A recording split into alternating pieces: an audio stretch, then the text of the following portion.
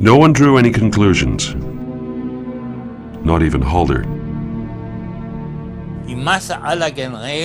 Most of the generals went there, allowed themselves to be humiliated, went back home, and then to the front again. They were pleased. Hitler told them, "Take 4 weeks leave, and when you get back, I'll call you." So, they were more or less like football trainers. They were brought back every 6 months, even after they'd been sacked. Hitler's plan seems to be working out. The advance on the Caucasus is progressing well. The oil fields are within grasp, and there is already talk of a new blitzkrieg.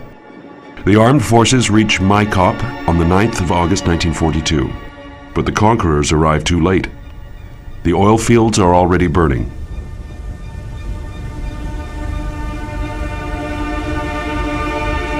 Hitler's advance in the south breaks down.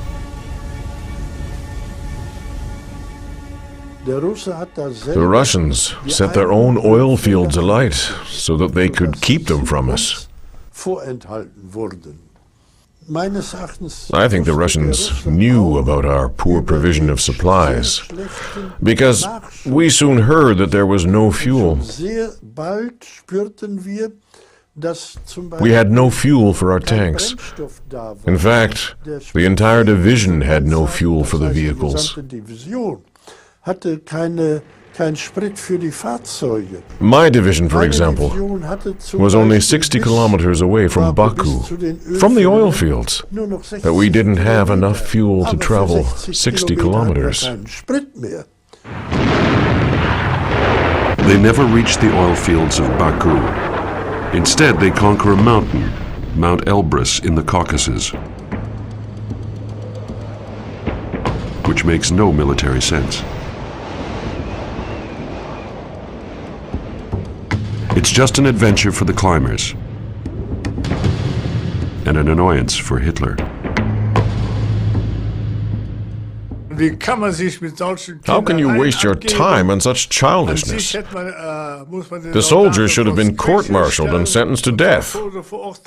But let's leave that aside. If they had let me know that the oil wells in Maikop or Grozny were working again, things would have been different. The war for oil has been lost. While the tanks are stuck in the Caucasus, the 6th Army is advancing further towards Stalingrad. The Russians can shoot as much as they like. We only shoot more. It's a joke when a few hundred Russians attack. We're looking forward to our attack, which will hopefully be soon. They'll be in for it then. There's movement on the horizon. We look again. Movement, but we can't make out what it is. Then we move a little closer, about 500 meters or a kilometer. You've got to picture this wide expanse, this incredibly fascinating plain. And we can make out that they're camels. Not only 3, but about 80 or 90. They take a while to let themselves be discovered, not quite voluntarily. This is quite something for our soldiers.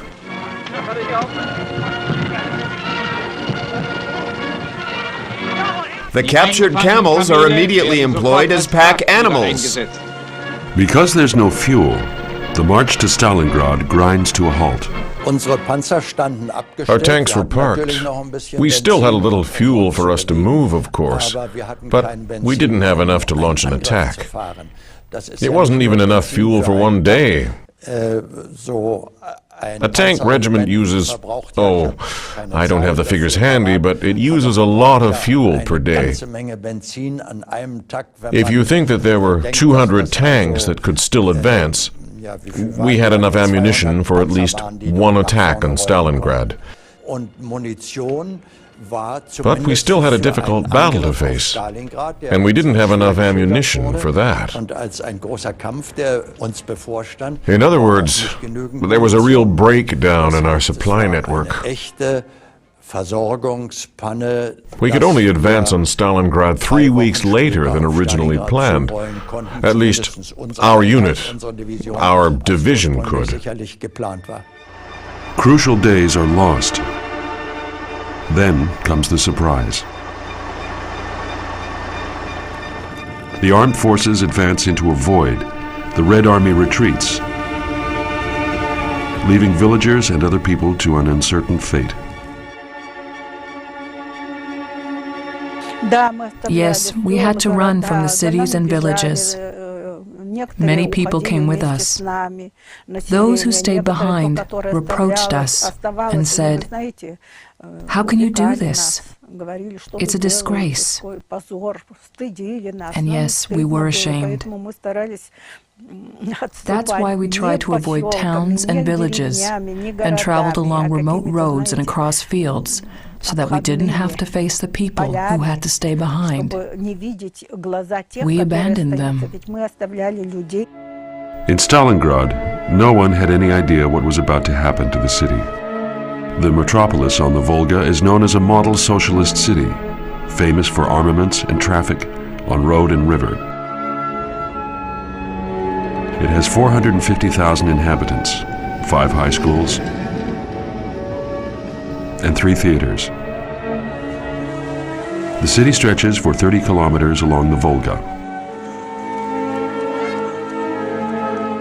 It was a beautiful city.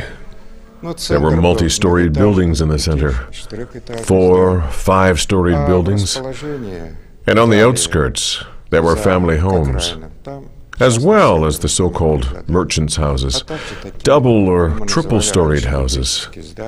They were very well kept, and most important was, the city was very green. The original name was Zarazin.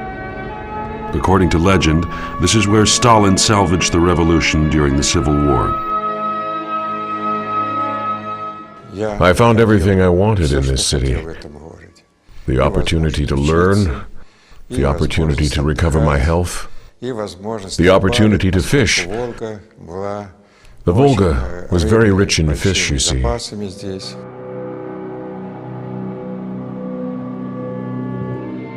In Moscow, the commanders feared that the fall of Stalingrad could affect the outcome of the war.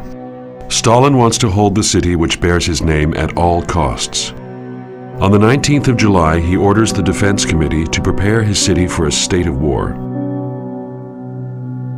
Stalingrad, packed with refugees, is converted into a fortress. The residents must stay here, even with danger coming closer every day.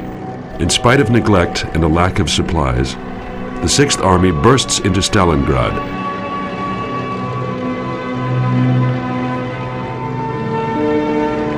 The German soldiers are confident of victory, and many are already looking forward to their holiday at home. We believed that if we could isolate Stalingrad, and with it, the Volga, the war was in effect as good as over.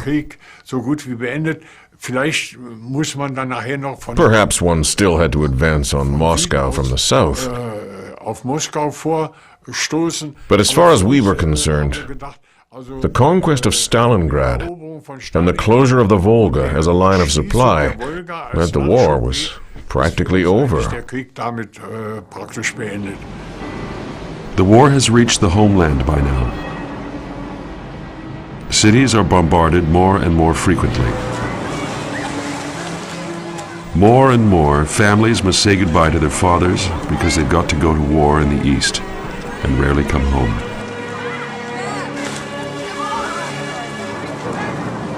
Tank driver Gerhard Kollek from Allenstein in East Prussia is on leave from the Russian front. It was the loveliest time that summer, a wonderful holiday. We had perfect weather, very good weather. We went on many outings. Gerhard Kollek rejoins the Sixth Army in the summer of 1942. Then telegram came after telegram, ordering, "Back to the army immediately." I didn't give him the first one. I hid it. I didn't want to let him go. The next day, there was another one. Back to the army immediately. I had to give it to him. Otherwise, they would have fetched him. And he didn't want to die like that either, being fetched and shot as a coward. She will never see him again. On the 23rd of August, the leading tanks reached their target. The Volga, north of Stalingrad. It was an overwhelming sight. Below us was the enormously wide flood of the Volga, and on the opposite side, this low riverbank which stretched to eternity, to the furthest horizon. We were standing in Europe, looking at Asia. Our division has been refused winter clothing. Please, God, dear ones, that I see you again this year. If Stalingrad falls, the Russian Southern Army will be destroyed. A silence, so that you don't believe you're in the midst of a war. It was the calm before the storm, we said. One of our comrades had a beautiful voice. And it's giving me goose flesh now. He sang the song of the Volga. It gave us cold shivers. How should I say? Whenever I hear the song of the Volga now, cold shivers run down my spine. The Song of the Volga from the operetta The Tsarevich by Franz Lehr became the hit song of the Sixth Army.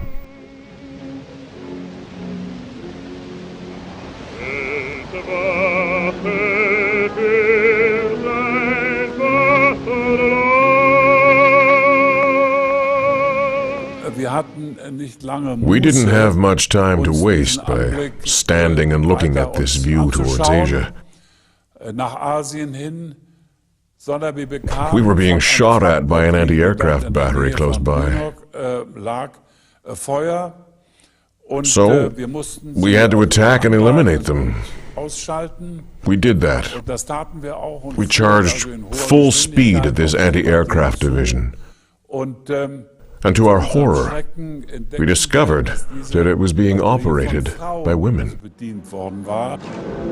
Loringhoven's division is one of the first to admit that the steel ring around Stalingrad isn't so easy to penetrate, that the enemy is mobilizing all its forces, and that they even let women fight.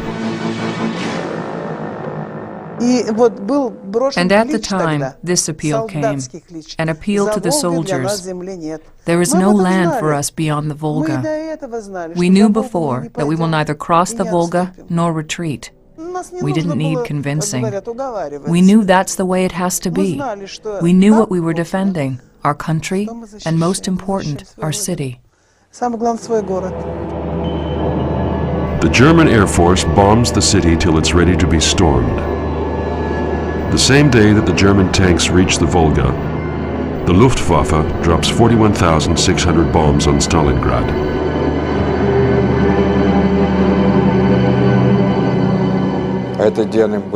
I remember clearly. It was a Sunday afternoon, the 23rd of August, at exactly 8 minutes past 4. You could hear a rumble, a terrifying rumble from the left bank of the Volga. There were air formations. At first we thought it was an exercise by our aircraft, but suddenly we heard the whistling, and the explosions began. The raid is the most severe strike so far on the Eastern Front.